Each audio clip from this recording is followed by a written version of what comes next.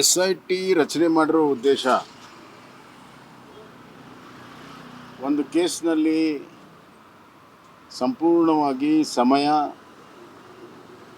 ಮತ್ತು ದಕ್ಷತೆಯಿಂದ ಆ ಕೇಸನ್ನು ತಾರ್ಕಿಕ ಹಂತಕ್ಕೆ ಅತಿ ಶೀಘ್ರದಲ್ಲಿ ತರೋ ಉದ್ದೇಶ SIT ಇರುತ್ತೆ. ಇಲ್ಲ SIT ಮಾಡೋ ಅವಶ್ಯಕತೆ ಇರಲಿ. SITಗಳು ತಮ್ಮ ಅಧಿಕಾರಿಗಳ ವಿವೇಚನೆಗೆ ತಕ್ಕಾಗಿ ಕೆಲಸ ಮಾಡ್ತಾ ಇಲ್ಲ ಅಂತ ಅನ್ನಿಸ್ತಾ ಇದೆ. ಏನು ಒಂದು ಪೊಲೀಸಿನ ತನಿಖೆಯ ಒಂದು ಪದ್ಧತಿ ಇದೆ, ಆ ಪದ್ಧತಿ ಪ್ರಕಾರ ಕೆಲಸ ಮಾಡ್ತಾ ಇಲ್ಲ. ಯಾರು ಕಂಪ್ಲೇನೆಂಟ್ ಇದ್ದಾರೆ, ಕಂಪ್ಲೇನೆಂಟ್ ಏನೇನೆಲ್ಲ ಹೇಳ್ತಾರೋ ಅದನ್ನು ಮಾಡೋದಕ್ಕೆ ಇವರು SIT ರಚನೆ ಆಗಿದೆ ಅಂತ ಅನ್ನಿಸ್ತಾ ಇದೆ. ಹೀಗಾದರೆ ನ್ಯಾಯ ಸಿಗೋದಿಲ್ಲ. ಕಂಪ್ಲೇಂಟನ್ನು ತಗೋಬೇಕು, ಅದರ ತನಿಖೆ ಮಾಡಬೇಕು, ತೀರ್ಮಾನ ಮಾಡಬೇಕು. ದಿನಕ್ಕೊಂದು ಕಂಪ್ಲೇಂಟನ್ನು ಕೊಡ್ತಾ ಇದ್ದಾರೆ. ಯಾವಾಗ ಕಂಪ್ಲೇಂಟು ಅವ್ರು ಕೊಟ್ಟಿರೋದು ಹುಸಿ ಆಯಿತು, ಹೊಸ ಕಂಪ್ಲೇಂಟನ್ನು ಕೊಡ್ತಾ ಇದ್ದಾರೆ. ಮೊದಲು ಯಾವ ಉದ್ದೇಶಕ್ಕಾಗಿ ಏನು ಟರ್ಮ್ಸ್ ಆ್ಯಂಡ್ ಕಂಡೀಷನ್ ಇತ್ತು SITದು, ಅದನ್ನು ಪೂರ್ಣ ಮಾಡಿ ಕೂಡಲೇ ತನಿಖಾ ವರದಿಯನ್ನು ಬಹಿರಂಗ ಮಾಡಬೇಕು. ಒಂದು ಮಾತನ್ನು ಹೇಳ್ತೀನಿ, ಈ SIT ಒಂದು ವಿಶೇಷ ಇದೆ. SIT ರಚನೆ ಸರ್ಕಾರ ಮಾಡಿರ್ಬೋದು, ಹೋಮ್ ಮಿನಿಸ್ಟರ್ ಮಾಡಿರ್ಬೋದು, ಆದರೆ ಇಡೀ ಕರ್ನಾಟಕದ ಜನ ಇದನ್ನು ನೋಡ್ತಾ ಇದ್ದಾರೆ. So SIT is answerable to the people of Karnataka. ರಾಜ್ಯದ ಜನರಿಗೆ ಉತ್ತರದಾಯಿತ್ವ ಇದೆ SITದು, ಆ ಜವಾಬ್ದಾರಿ ಇದೆ. ಮತ್ತು ರಾಜ್ಯದ ಜನ ಗಮನಿಸ್ತಾ ಇದ್ದಾರೆ, ಪ್ರತಿಯೊಂದು ಹಂತದಲ್ಲೂ ಗಮನಿಸ್ತಾ ಇದ್ದಾರೆ. ನೀವು ನಡ್ಕೊಂಡಿರುವಂಥ ರೀತಿ, ಯಾರು ಈ ಎಲ್ಲ ಹಗರಣದ ಹಿಂದೆ ಇದ್ದಾರೆ, ಯಾವುದೋ ಬುರುಡೆಯ ವಿಚಾರದಲ್ಲಿ ವಿಫಲವಾಯಿತು, ಅದ್ರ ಹಿಂದೆ ಯಾರಿದ್ದಾರೆ,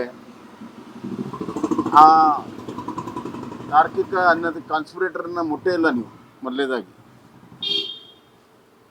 ಷಡ್ಯಂತ್ರ ಮಾಡುವಂಥ ಮುಖ್ಯ ಜನರನ್ನು ಮುಟ್ಟೇ ಇಲ್ಲ.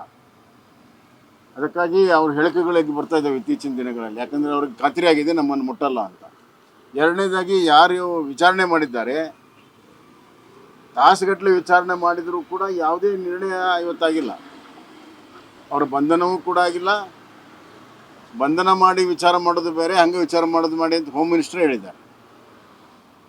ಆದ್ದರಿಂದ ಬಂಧನವೂ ಇಲ್ಲ, ವಿಚಾರಣೆ ಪೂರ್ತಿ ಇಲ್ಲ, ವರದಿ ಇಲ್ಲ, ಮಧ್ಯಂತರ ವರದಿ ಇಲ್ಲ.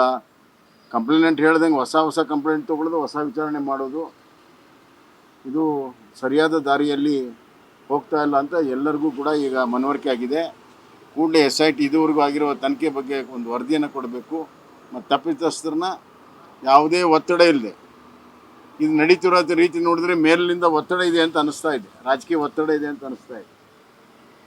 ಆ ರಾಜಕೀಯ ಒತ್ತಡವನ್ನು ಲೆಕ್ಕಿಸದೇ ಸತ್ಯ ಶೋಧನೆಯನ್ನು ನಿಷ್ಪಕ್ಷಪಾತವಾಗಿ, ನ್ಯಾಯಸಮ್ಮತವಾಗಿ ಕೂಡಲೇ ಮಾಡಿ ಶೀಘ್ರ ತನಿಖೆ ವರದಿಯನ್ನು ಮಾಡಬೇಕು.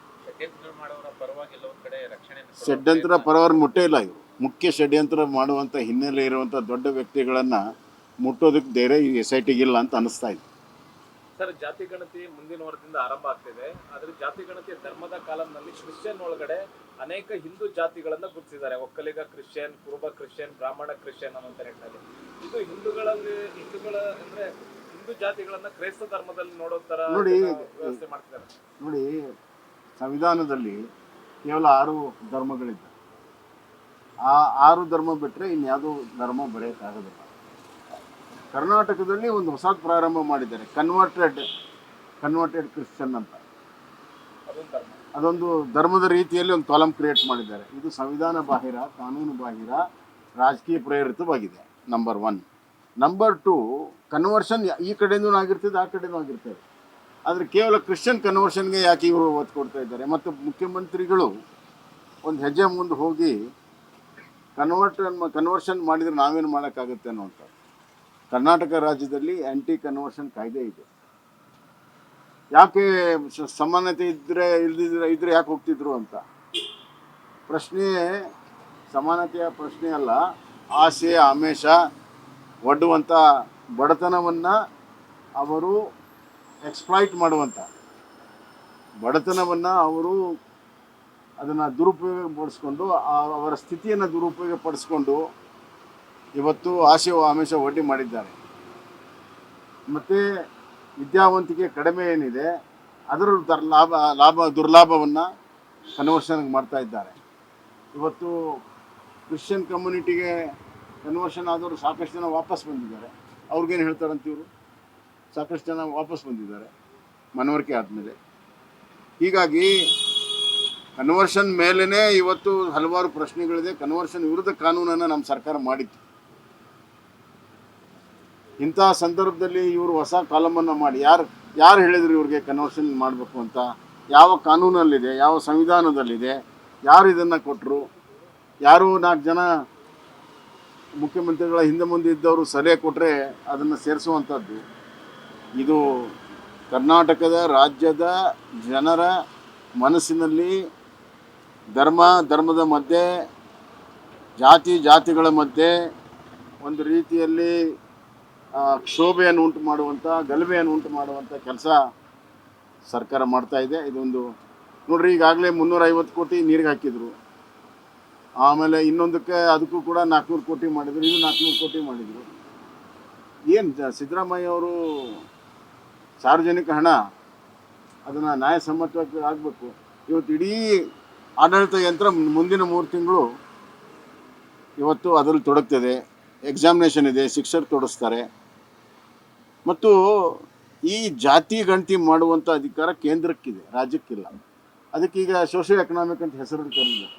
ಸೋಷಿಯೋ ಎಕನಾಮಿಕಲ್ಲಿ ನಿಮ್ಮ ಜಾತಿ ಹಾಕಬೇಕು. ಜನರ ಪರಿಸ್ಥಿತಿ ಏನಿದೆ ಅನ್ನೋದು ತಿಳ್ಕೊಬೇಕು. ಇದರ ಜೊತೆಯಲ್ಲಿ ಏನು ಗಣತಿ ಮಾಡ್ತಾ ಇದ್ದಾರೆ ಅದರಲ್ಲೇನೆ ಯಾರೆಲ್ಲ ಅರ್ಹ ಫಲಾನುಭವಿಗಳು ಅಂದ್ರೆ ಇವ್ರು ಏನು ಗ್ಯಾರಂಟಿ ಕೊಡ್ತಾ ಇದ್ದಾರೆ ಅದನ್ನು ಕೂಡ ಇದಕ್ಕೆ ಇನ್ಕ್ಲೂಡ್ ಮಾಡ್ತಾ ಇದ್ದಾರೆ. ಅಂದ್ರೆ ಇವ್ರ ಆರ್ಥಿಕ ಸ್ಥಿತಿ ಏನಿದೆ ಅನ್ನೋದನ್ನು ನೋಡಿಕೊಂಡು ಒಂದಷ್ಟು BPL ಕಾರ್ಡ್ಗಳನ್ನು ರದ್ದು ಮಾಡೋದು, ಒಂದಷ್ಟು ಯೋಜನೆಗಳನ್ನು ಮಾಡ್ತಾ ಇದ್ದಾರೆ.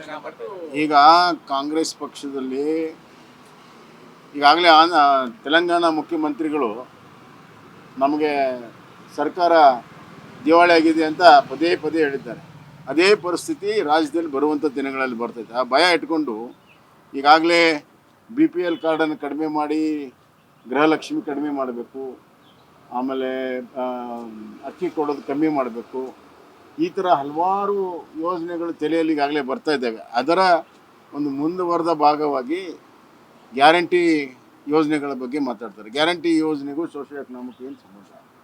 ಇದು ನಿಮ್ಮ ರಾಜಕೀಯ ಪ್ರೇರಿತವಾಗಿರುವಂಥ ಒಂದು ಕಾರ್ಯಕ್ರಮ, ಓಟಿಗಾಗಿ ಮಾಡಿರುವಂಥ ಕಾರ್ಯಕ್ರಮ. ಇದೇನು ರಾಜ್ಯದ ಜನರ ಏಳಿಗೆಗಾಗಿ ಅಲ್ಲ. ಹೀಗಾಗಿ ಈ ಎರಡನೇದ್ದು ನಾವು ಅರ್ಥ ಮಾಡ್ಕೊಳ್ಳಿ. ಡಿಸೆಂಬರಲ್ಲಿ ವರದಿ ಕೊಡಬೇಕು ಅಂತಾರೆ ಮುಖ್ಯಮಂತ್ರಿಗಳು. ಈ ಕಡೆ DK ಶಿವಕುಮಾರ್ ಗ್ರೂಪ್ನವರು ಡಿಸೆಂಬರಲ್ಲಿ ನಾಯಕತ್ವ ಬದಲಾವಣೆ ಆಗುತ್ತೆ, ಮುಖ್ಯಮಂತ್ರಿ ಆಗ್ತಾರೆ ಅಂತಾರೆ. ಟೈಮಿಂಗ್ ನೋಡ್ಕೊಳ್ಳಿ. ಹೀಗಾಗಿ ಮುಖ್ಯಮಂತ್ರಿಗಳು ಎಲ್ಲೋ ತಮ್ಮ ಕುರ್ಚಿಯನ್ನು ಗಟ್ಟಿಗೊಳಿಸೋ ಸಲುವಾಗಿ ಈ ಜಾತಿ ಗಣತಿಯನ್ನು ಒಂದು ರೀತಿಯಲ್ಲಿ ರಾಜಕೀಯ ಅಸ್ತ್ರವಾಗಿ ಬಳಕೆ ಮಾಡ್ತಾ ಇದ್ದಾರೆ ಅಂತ ರಾಜಕೀಯವಾಗಿ ಪರಿಣಿತರು ಮತ್ತು ಕಾಂಗ್ರೆಸ್ಸಿನ ಹಲವಾರು ನಾಯಕರು ಚರ್ಚೆ ಆಗ್ತಾ ಇದೆ. ಅದು ಮೇಲ್ನೋಟಕ್ಕೆ ಸತ್ಯ ಅನಿಸ್ತದೆ.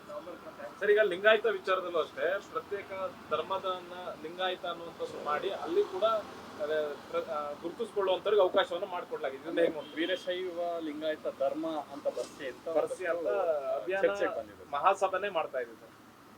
ಮಹಾಸಭೆ ಸಂಪೂರ್ಣವಾಗಿ ಕಾಂಗ್ರೆಸ್ ಮಯ ಆಗಿದೆ. ಮಹಾಸಭೆಗೆ ನಾನು ವಿನಂತಿಯನ್ನು ಮಾಡ್ತೀನಿ,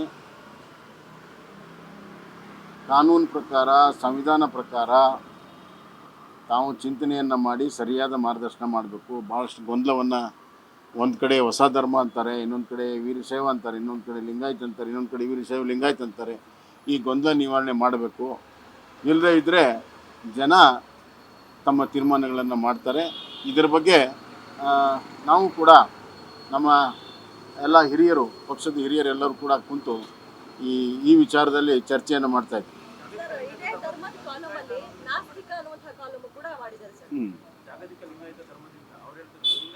ಅದು ನಾಸ್ತಿಕ ಕಾಲಮ್ ಸಿದ್ದರಾಮಯ್ಯಗೋಸ್ಕರ ಮಾಡಿರ್ಬೋದು. ಇಂಡಿಯಾ ಪಾಕಿಸ್ತಾನ ಮ್ಯಾಚ್ ಇದೆ ಇವತ್ತು. ಪಹಲ್ಗಾಮ್ ಹಿನ್ನೆಲೆಯಲ್ಲಿ ನಡೀತಿರೋಂಥ ಮೊದಲ ಮ್ಯಾಚ್. ನನ್ನ ವೈಯಕ್ತಿಕ ಅಭಿಪ್ರಾಯ, ಬೆಲ್ಗಾಂನಲ್ಲಿ ಆಗಿರುವಂಥ ಹತ್ಯಾಕಾಂಡ, ತದನಂತರ ಆಪರೇಷನ್ ಸಿಂಧೂರು ಮತ್ತು ಪಾಕಿಸ್ತಾನ್ ಭಾರತದ ಬಗ್ಗೆ ಆಡಿರುವ ಮಾತುಗಳು ಇವೆಲ್ಲ ಹಿನ್ನೆಲೆಯಲ್ಲಿ ಈ ಕ್ರಿಕೆಟ್ ಮ್ಯಾಚನ್ನು ಅವಾಯ್ಡ್ ಮಾಡಿದರೆ ಭಾಳ ಉತ್ತಮವಾಗಿತ್ತು. ಕ್ರೀಡೆ ಇರಬೇಕು ನಿಜ, ಆದರೆ ದೇಶ ಭಾಳ ಮುಖ್ಯ, ದೇಶದ ಜನರ ಭಾವನೆ ಮುಖ್ಯ. BCCI ದೇಶದ ಜನರ ಭಾವನೆಗೆ ತಕ್ಕಾಗೆ ನಿರ್ಣಯವನ್ನು ತೆಗೆದುಕೊಂಡಿಲ್ಲ ಅಂತ ನನ್ನ ಒಂದು ನಿಲುವು. ಹಾಸನ ಕಡಿಮೆ ಆಯ್ತು ಅಂತ ಕಾಲು ತುಳಿತ ಆದವ್ರಿಗೆ ಹಿಂದೆ ಹಲವಾರು ಪ್ರಕರಣಗಳಲ್ಲಿ ಇದೇ ಮುಖ್ಯಮಂತ್ರಿಗಳು ದೊಡ್ಡ ಪ್ರಮಾಣದ ಪರಿಹಾರವನ್ನು ಕೊಟ್ಟಿದ್ದಾರೆ.